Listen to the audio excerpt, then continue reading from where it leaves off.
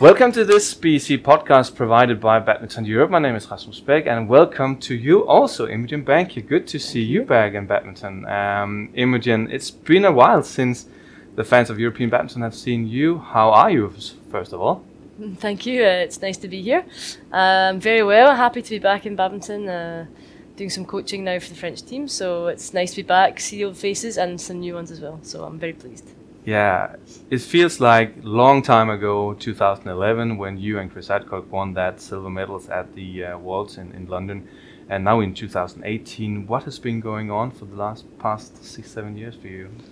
Yeah, it does feel like a long time actually. So I continued to play badminton. I'd stopped the GB system at the end of 2012. I went back to Scotland to represent Scotland for the Commonwealth Games, which is quite an important tournament for us. So I was there for 2 years, and I was playing with Robert Blair. So I picked up an old partner that I had before Chris. And we had a really great 2 years together at the end of my career, and I retired from badminton at the end of 2015. Yeah. Kind of, I wasn't really playing in the year 2015, I didn't really play, and I officially retired at the end. So I started a new career in whiskey, which is an interesting transition from sport to alcohol. So I'm in my family business now, and I worked for a year and a half in Scotland, and then I moved to Paris to open a whiskey shop in Paris. So that's been 3 years now, and it's going really well. I'm enjoying it and enjoying life outside of badminton. But now I'm also becoming involved with the French Federation, so I'm very pleased to come back into the sport and try and give something back to the French players. Yeah, stepping out of badminton, you say that felt good. Why did you want to go back in them? I think like the time out gave me a lot of perspective on my own career, and I think it's really hard to step outside and look at it with any kind of perspective when you're so close and when you're a player. I know certainly I struggled at the end of my career to cope with the highs and lows of being a player. And it was something I wanted to separate myself from and to start a new career in something different. So why do I find myself back? Like anyone, because it still interests me. I'm still passionate about the game, and I think I have something to give. I think I have things I can teach other players, and so when the opportunity came up with the federation, I said, like, why not? I was really keen. I think France and badminton in France is quite an exciting time now. So I'm delighted to be back involved. So it's kind of I wouldn't have predicted that 4 or 5 years ago, I must say. No, let's get back to France a little later on. But those things that you feel that you can give back, what are these things? I think my experience as a player, when everyone's experience is unique, but how I look at it now is I wasn't really a particularly talented player in terms of badminton skills or physical ability, but still I managed to make a good player of myself, or I managed to become strong in certain areas. So now I think if I can do it when I didn't have all these things, and if I could reach a good level, then now some of the players I'm seeing that have great physical ability, good skills, they're powerful. I think why not? So I think it's more like the mentality and the tactical side of the game, which I was strong at, and hopefully I can try and share that with other people, because I think it's so important, and that's what I try and give the players now. My brain is just working out, because if you didn't have the skills as a player, if you didn't have physical ability as a player, how did you get that good actually then? I had really good partners. No, I was always lucky with partners. I really did work very hard on every aspect of the game, but I was quite smart, I was intelligent, I was smart, I worked hard at my strengths, I covered up, I hid my weaknesses, and tactically I was astute, and I had very good partners. And it was it's a timing thing. I think the game's evolved enormously since 2011. I look at the modern game now, I think if I put myself at the peak of my game into the game now, would I be any good? Question mark. I think the game has evolved so much, but the timing, when I was at the top of my game between 2010 and 2015, I think my skill set, it was quite adaptable to that timing and that generation. So yeah. So you would have struggled now, you guess? I think so. I think the physical side of the game now, and the physical side and the speed of the ladies at the high level, I don't think you can afford to have a sort of skillful player like I was, basically. Is that a good or bad development of the game, you think? I think it's a great development of the game. I think, yeah, when I watch the game now at the highest level, there's no loopholes, there's no real big weaknesses.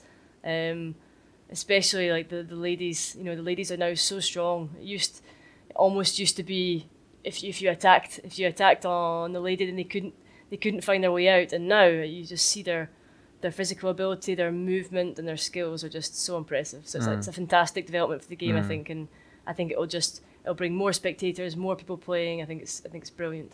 Right. You have the French logo now on your chest. Getting involved, you say that's a good step for you. But please enlighten me a bit. How did that happen? Because having a whiskey shop in Paris and then becoming a national coach, where's the red line here? Yeah, it's a bit of an odd one. No, I asked about what was happening in the federation after the Danish they left. And I was interested, so I started asking questions, and I started discussing with the federation what they want, what kind of profile they were looking for initially, because I thought maybe I could help them find somebody. And then as we discussed further and further, I thought, that could be good, but, I'm limited in terms of my time and what I can do. So we've now reached an agreement of my time and what tournaments I could do and everything. So for the moment, that's working well. Long term, I think we just have to see how it's going. But I'm really enjoying the work I'm doing. I think it's fantastic to be back involved, and I think I can give enough for the limited time that I'm there. I think I can give enough. So. And looking at those French players now, if we look at the top level, there are of course players competing against the top pairs in the world. But how do you see the level they actually have, the best French players right now? At the moment, I think at the highest level, at world level, we're not there yet. That doesn't mean we can't get good results from time to time. It doesn't mean we cannot occasionally beat someone, but consistently, we're not a top 10 or even top 20 level as yet. I'm talking about doubles because I'm specifically involved with the doubles. But we're not too far. I mean, I think the line is quite thin now between, the ones who are sort of top 15. I think it's really the consistency in the results they're getting. They're consistently reaching the latter stages of tournaments. So that's something we're missing. But seeing that, we've got a really young group. They're young and they're quite inexperienced. So I can see a lot of potential in the players, and the skill set and the mindset that the players have is very encouraging. It's a good squad. It's a big squad. So yeah, I think it's the start of a long path, because of course everything's now for Paris 2024. So it's the beginning of a long path, but I think it's realistic to imagine that one day in 5 years' time or maybe later, that one day we can be consistently in the top 15. And looking at Paris 25, of course, that's the long run for the French players. But if they also should deliver some results before that, is that realistic?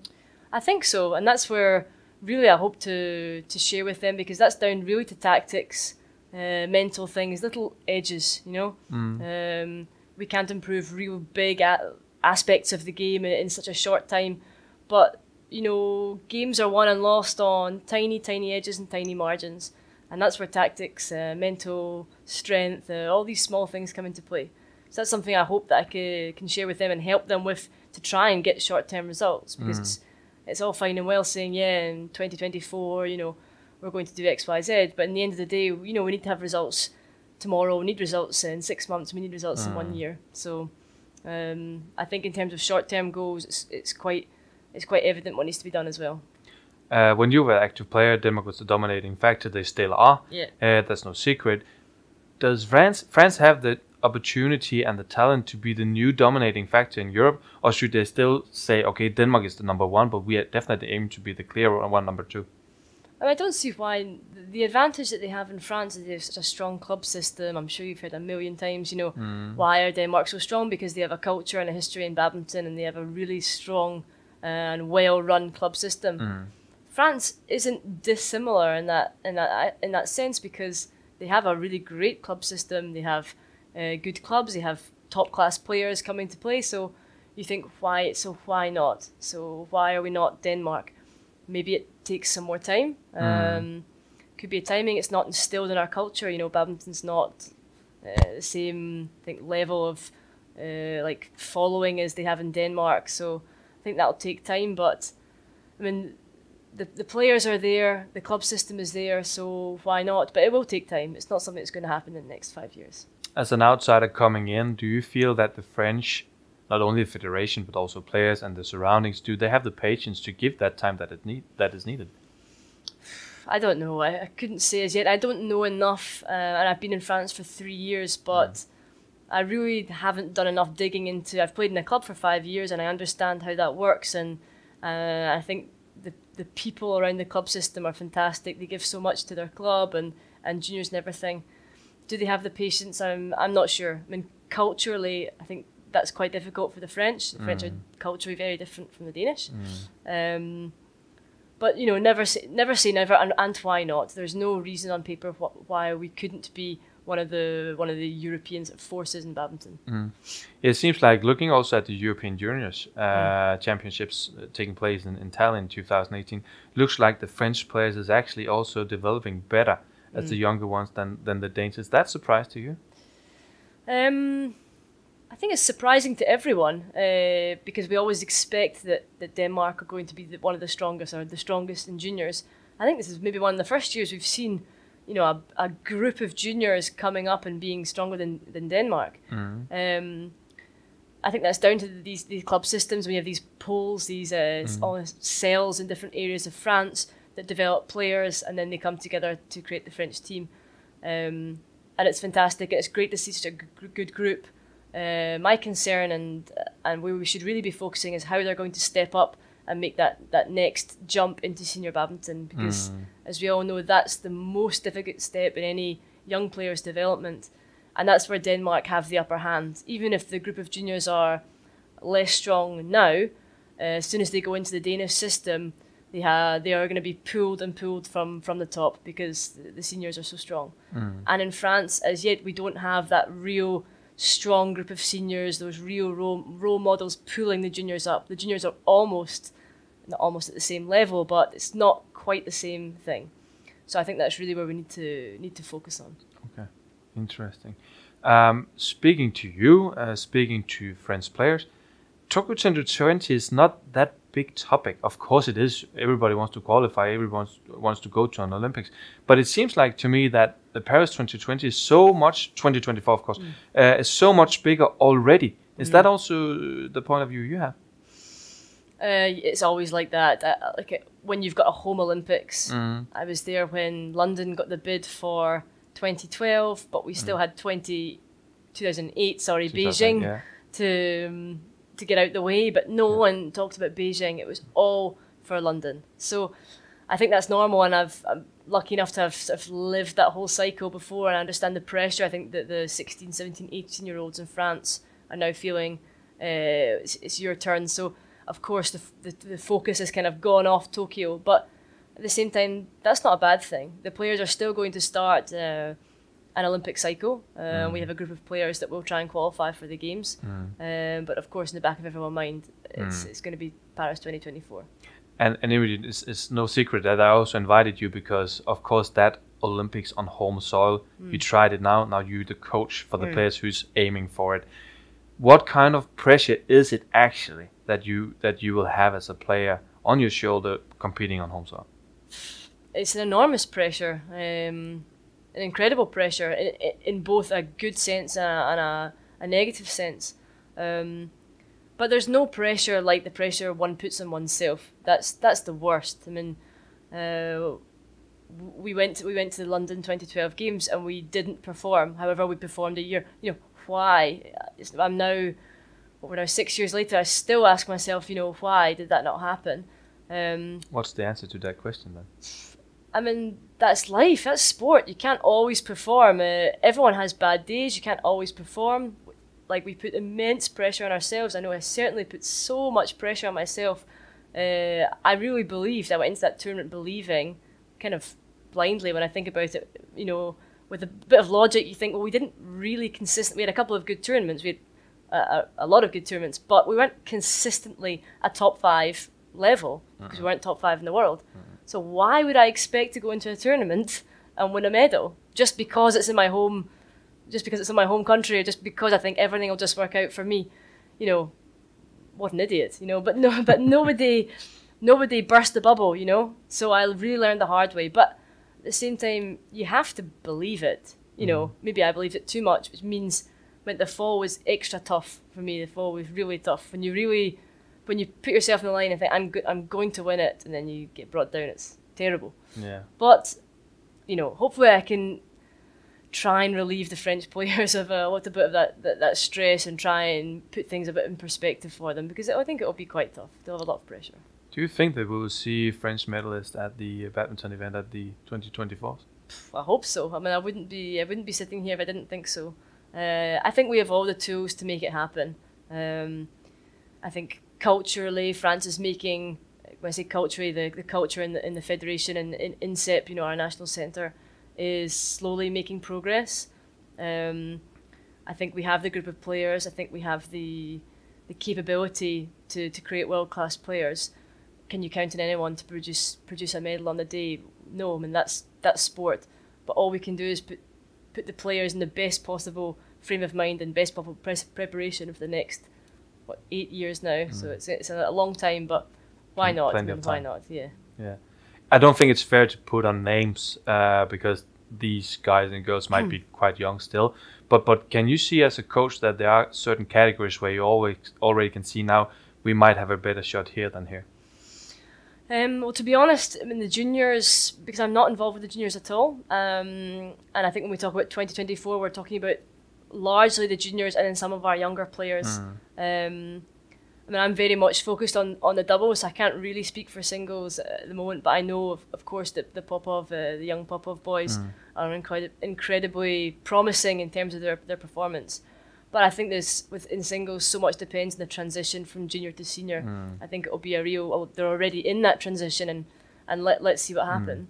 But I mean, in the doubles, I think it's quite an equal spread. I really think we have people in every event. There's no real big kind of laps, or we just don't have any singles or don't have any ladies. So it seems to be quite a complete group. Yeah, because if you look at the results that the younger French senior players has actually delivered in 2018, it seems like players like Tom, Guichel, Léa Palamo, Delphine Delrue, they're on the right track. Of course, they still need to do something. But would you be surprised to see these guys in Paris 2024? I guess not. No, I wouldn't be surprised. Like for me, they're on the path. You know, everything they do in every tournament they play is just a means to an end. It's a learning experience, and okay, we expect to get results after a certain point, but everything now is just a process.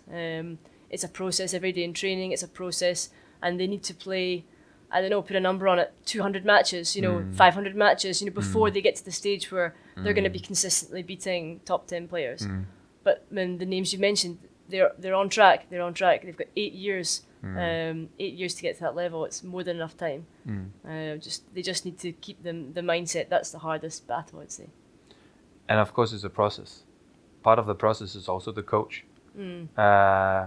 Imogen Bankier, coach for the French team in 2024. How does that sound? I mean, I'm involved now. Like, I'm really enjoying what I'm doing. I've been there for 3 or 4 months. So it's really difficult to say, I mean, yes, that's going to happen. No, that's not going to happen. I have my job now. I'm there at certain times. I really love what I do. I try and make a difference, and I hope I do make a difference. But, there's a lot of water to go under the bridge before those kind of decisions are going to be made. So I'm going to be really politically correct and say... It's a political answer, right? Yeah, it's a really political answer. Yeah. I hope to be, and I would love to be, but let's just see what happens over the next few months. Yeah, and the next few months coming up, 2018 getting to the end soon, 2019 coming up soon. European Games very soon in June next year. Multi-sport event, only the 2nd edition. Maybe there would be a better chance to get a French medal at the European Games than the Tokyo Olympics, or how do you see that? Yeah, I mean, I think it's a stepping stone. It's like all these major events, we really shouldn't forget about them. I mean, that's what I try and tell the players. There should be many highlights of the year, many focuses of the year. We can't just say put it all in the bin, because the only thing that's important is Tokyo or Paris. So there are many milestones I think we should be focusing on: European Championships, World Championships, European Games. So it'll be interesting, and it's all part of a stepping stone. If we can get a medal there, then what's the next step? And I think it's completely logical to have that on our maps. and being part of these multi-sports events. You have of course tried it at the Olympics, but also on the level below it. Commonwealth Games is the best example right now, also for you. What does it mean for as an athlete actually to go to these multi-sports events, also to gain some experience? Yeah, I mean it's an experience is very important. Otherwise, the Olympics is the only time you're going to play in a multi-sport, and its environment and it is really different. It's a different atmosphere. It's a different preparation process. So it's a great chance to put that into practice. We were lucky with the Commonwealth Games, and it's really fun. I mean, that's why we're here, isn't it? Obviously, it's high level sport, but it's really nice to have a good time as well. I think a multi-sport environment's a great way for the athletes to see other sports, to meet other people, to have a different perspective on what they're doing, and essentially to prepare for the experience of an Olympic Games, which is quite special. Imogen Bankier, it's lovely to see you back in badminton. Thanks for stepping in again, and thank you very much for watching all of the podcasts that we're doing at Badminton Europe. Imogen, thank you for coming. Thank you. And stay tuned and download the new app if you have something that you need to spend some time on. Badminton Live, find it in the App Store and in Google Play. Thank you very much.